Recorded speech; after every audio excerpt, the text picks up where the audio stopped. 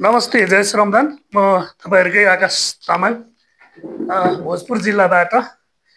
र आज हाम्रो श्रम अभियानहरू चाहिँ तीव्र रूपमा अगाडि बढिरहेको अवस्थामा चाहिँ हाम्रा भोजपुर जिल्लाका संयोजक ज्यूसँग चाहिँ आज मेरो थोरै अन्तर्वार्ता भनौँ अथवा वार्तालाप हुन गइरहेको छ।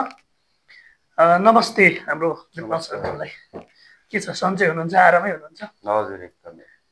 अनि व्यस्तता पनि। व्यस्तता हजुर। अनि ठ्याक्कै भन्नुपर्दा केमा व्यस्तता हुनुहुन्छ सर? अहिले यही हाम्रो अब अभियानलाई अझ तीव्र गतिमा लाने दिन आएको छ। मङ्सिर 7 गते हाम्रो पार्टी अध्यक्ष हर्क साम्पाङज्यू आउँदै हुनुहुन्छ। त्यसले गर्दाखेरि अलिकति व्यस्तता भनौँ। ठ्याक्कै तपाईँ भोजपुर जिल्लाको संयोजकको भूमिका निर्वाह गरिरहनु भएको छ। यहाँ भोजपुरे जनताको, भोजपुरे दाजुभाइ युवा को चाहिँ ठ्याक्कै माहौलहरू अथवा हाम्रो हर्क साम्पाङ सरले चालिरहनु भएको, उहाँले गरिरहनु भएको त्यो जुन अहिले महाश्रम महाअभियान भन्नुहुन्छ होइन सर, यहाँ चाहिँ भोजपुरे जनताको तपाईँलाई कस्तो खालको प्रतिक्रियाहरू आइरहेको छ? समग्रमा सबैको प्रतिक्रिया राम्रै छ। अब हिजोको दिनलाई हेर्दाखेरि होइन, थोरै बहुत हामीले मुभमेन्टहरू चलाएको पनि छौँ र अलिकति हिजोको एउटा छाप छ। त्यसले गर्दाखेरि कतिपयलाई बाहिर खुलेर आउँदाखेरि समाजले, छिमेकले के भन्ला भन्ने कुराहरू पनि छ र परिवर्तनको लागि एउटा विकल्प मान्ने मान्छेहरू फिल्डमा उत्रिएको छ। म यही देख्छु, समर्थक बढ्दो छ होइन। अब पुरानो दलका केही अब व्यक्तिहरू साथीभाइ हुनुहुन्छ होइन, उहाँहरू पनि एउटै भिजनमा हुनुहुन्छ। अब विकास गरौँ आफ्नो ठाउँ होइन भन्ने भिजनमै हुनुहुन्छ, तर पार्टीगत हिसाबले उहाँहरू आउनु सकेका छैन, त्यही म लाग्छ।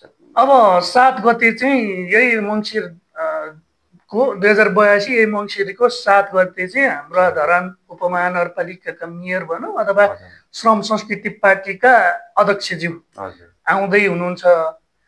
तयारी कसरी गरिरहनु भएको छ?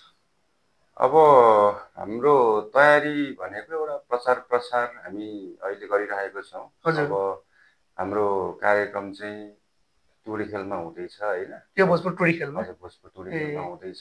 कति बजीबाट सुरुवाती टाइम पनि तोक्नु भएको छ कि कस्तो? हजुर, टाइम चाहिँ अब उहाँले नै पनि पोस्ट गर्नुभएको छ। अब 11 बजी उहाँले पोस्ट गर्नुभएको छ भनेपछि हामी 11 बजीकै टाइमलाई फलो गर्छौँ। एउटा चाहिँ अब त्यो टाइम नै मलाई बेस्ट लाग्यो, किनकि अलिकति जिल्लाभन्दा बाहिरबाट आउँदाखेरि त्यो समय उहाँहरूको लागि पनि ठिक र हामीलाई पनि यहाँ कार्यक्रम गर्दाखेरि त्यो समय एकदम ठिक जस्तो लाग्छ। भोजपुरलाई हर्क साम्पाङमय, श्रम संस्कृतिमय बनाउने तपाईँको लक्ष्य हो? हजुर हजुर। कसरी बनाउने यो गुरु योजना छ त सर दिपालज्यू सर? हजुर संयोजक भएको कारणले अथवा यहाँ यो जिल्लाको अध्यक्षको हैसियतले चाहिँ भोजपुरी जनतालाई श्रम संस्कृतिमय बनाउने चाहिँ तपाईँको के छ त्यस्तो एउटा जादुको छडी अथवा के छ तपाईँसँग? यो जादुको छडी भन्दा पनि जादुको छडी कोहीसँग पनि छैन। अब हिजो भाषण र आश्वासनमा बाँचेको जनताहरू हो र त्यसलाई नै हामीले अलिकति एउटा चेतनामूलक कामहरू गर्नुपर्छ होइन। एउटा हामीले भाषण मात्रामा विश्वास नराखौँ होइन, श्रम गरौँ र श्रम सँगसँगै एउटा सङ्गठन विस्तार गरौँ भन्ने एउटा जुन अभियान चलाइरहेको छौँ हामीले है। अब हाम्रो भोजपुरको भूगोल अनुसार काम गर्ने शैलीहरू एउटा विकासको कुराहरूमा धेरै पछाडि छ। हामी अब जिल्ला मात्र नभएर जिल्लादेखि बाहिरको ठाउँहरू, मसिनो पालिका, वडा स्तरीयहरूमा हामीले त्यहाँको मुख्य समस्याहरू अवलोकन गरेर त्यो सम्बन्धी अब श्रम अभियान भनेर तपाईँ हामी अगाडि बढिरहेको अवस्थामा श्रमको अर्थ चाहिँ कि खालि हामी ढुङ्गा र माटो मात्रै बोक्ने हो कि खोला कुना कन्दरामा मात्रै जाने हो कि कस्ता कस्ता हुन्छन् त श्रमका प्रकारहरू अथवा श्रम कसरी के प्रकारको चाहिँ हामीले श्रम गर्न सकिन्छ यसमा अलिकति स्पष्ट बनाउनु? तपाईँले राम्रो क्वेसन गर्नुभयो। जो श्रम भनेर मान्छेले अब हिजोको दिनमा सायद यो प्रचार हुन पनि थियो होला।